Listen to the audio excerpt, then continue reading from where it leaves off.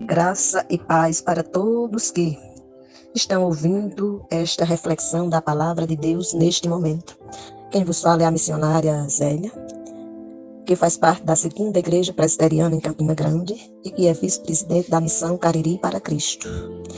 Quero refletir neste momento um pouco sobre a ordem que temos nas Sagradas Escrituras para pregar o Evangelho. Quando você, por exemplo, que é filho de Deus, que manuseia a palavra dele, de acordo com a Bíblia de Estudo Conselheira, quando você abre Marcos capítulo 16, versos de 14 a 18, nesta Bíblia tem o título A Ordem para a Evangelização. Mas essa ordem para a evangelização não fica apenas neste livro. Quando você abre em Mateus capítulo 28, versos de 16 a 20, você vai contemplar Jesus aparece aos seus discípulos em Galileia e ele nos dá essa incumbência. Quando você abre em Lucas capítulo 24, verso de 36 ao 49, você tem que Jesus aparece aos discípulos e Jesus explica as escrituras, que é a ordem de a gente fazer a vontade de Deus. Quando você abre em Atos, capítulo 1, de 6 a 8, você tem esta ordem. E quando você abre em João, capítulo 20, verso de 19 a 23, então você tem as Sagradas Escrituras mostrando em 5 textos específicos que a vontade de Deus é que aqueles que declaram que são seus filhos, lavados no sangue do Cordeiro, que devam ir e pregar o Evangelho a toda criatura. Pois o texto em Marcos nos diz assim: finalmente, Jesus apareceu aos 11, quando estavam à mesa, e censurou-lhes a incredulidade e a dureza de coração, porque não deram crédito aos que o tinham visto já ressuscitado. E disse-lhes: vão por todo o mundo e preguem o evangelho a toda criatura. Quem crê e for batizado será salvo. Quem, porém, não crê está condenado. Estes sinais acompanharão aqueles que creem em meu nome, expulsarão demônios, falarão novas línguas, pegarão em serpentes, e se beberem alguma coisa mortífera, não lhes fará mal. Se impuserem as mãos sobre enfermos, eles ficarão curados. Esta é a ordem do Senhor em Marcos. Já em Mateus 28, de 16 a 20, nós temos: e os 11 discípulos partiram para a Galileia, para o monte que Jesus lhes tinha designado. E quando o viram, o adoraram, mas alguns duvidaram. E chegando-se Jesus, falou-lhes, dizendo: é-me dado todo o poder no céu e na terra. Portanto, ide, ensinai todas as nações, batizando-as em nome do Pai, e do Filho e do Espírito Santo, ensinando-as a guardar todas as coisas que eu vos tenho mandado. E eis que estou convosco todos os dias, até a consumação dos séculos. Amém. Ainda continuando na leitura dos textos que foram citados, para que você e eu possamos compreender toda a palavra, Atos 1, 6 a 8, nos diz o Senhor: certa vez os apóstolos estavam reunidos com Jesus, então lhe perguntaram: é agora que o Senhor vai devolver o reino para o povo de Israel? Jesus respondeu: não cabe a vocês saber a ocasião ou o dia que o Pai marcou com a sua própria autoridade. Porém, quando o Espírito Santo descer sobre vocês, vocês receberão poder e serão minhas testemunhas em Jerusalém, em toda a Judeia e Samaria e até nos lugares mais distantes da terra.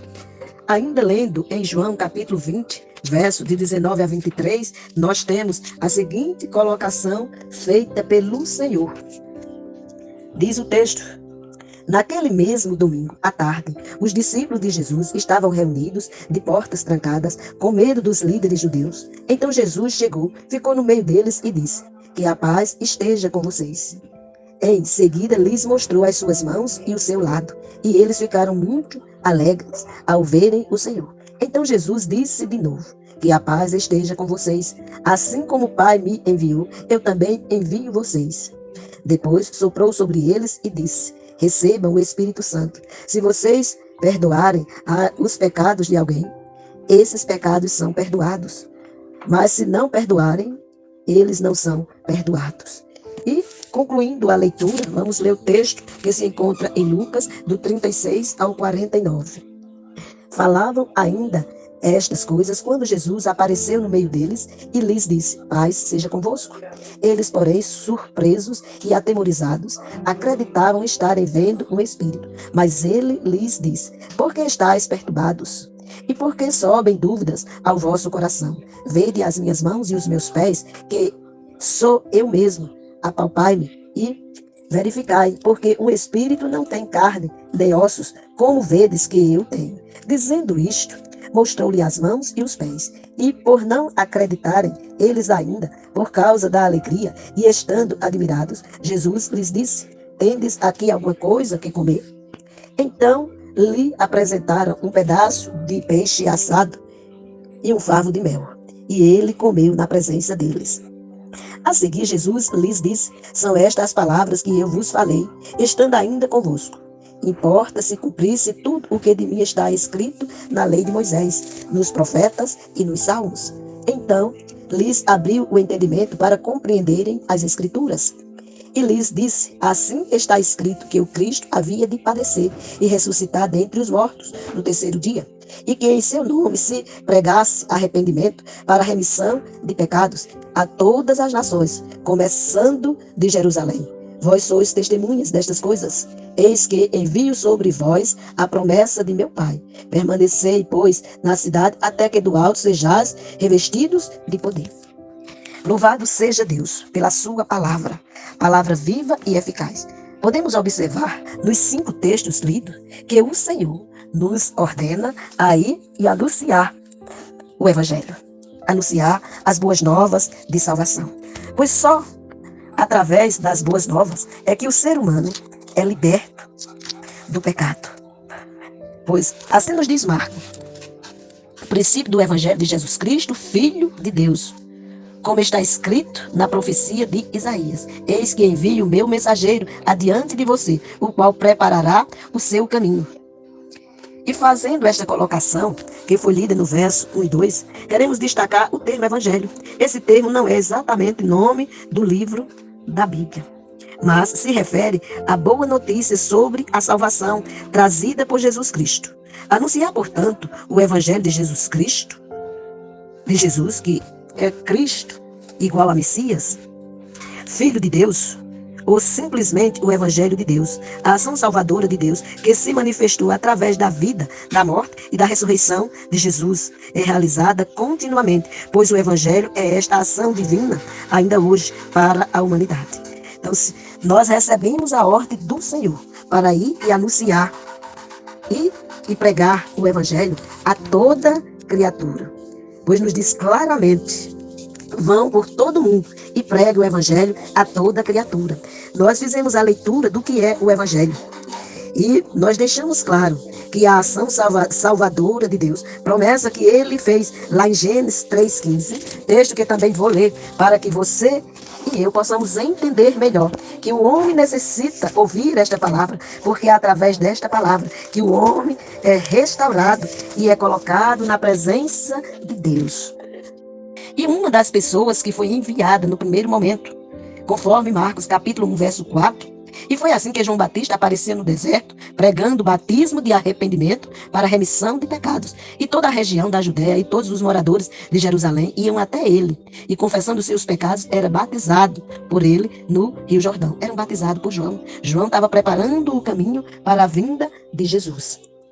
Então, e que em seu nome se pregasse arrependimento para a remissão de pecados, diz Lucas, a todas as nações, começando de Jerusalém. Quando a gente lê em Atos 1:8, nós vamos contemplar o Senhor dizendo para eles, os discípulos, ficarem em Jerusalém, até que do alto eles fossem revestidos do poder de Deus, e assim depois desse revestimento, eles seriam testemunha em Jerusalém, Judeia, Samaria e até os confins da terra. Veja que Lucas escreve o que Jesus disse, começando de Jerusalém. Atos 1:8 mostra que ficariam em Jerusalém até receber o revestimento do Espírito Santo e seriam testemunhas, não só em Jerusalém, começaram em Jerusalém, mas que deveriam ir à Judeia, a Samaria e até os confins da terra. Além disso, o texto diz: vós sois testemunhas destas coisas. Eis, e depois de dizer que eles, os discípulos, seriam testemunhas, ele diz: Eis que envio sobre vocês a promessa de meu Pai. Permanecei, pois, na cidade, até que do alto sejais revestido de poder. Eles foram revestidos e depois foram anunciar até os confins.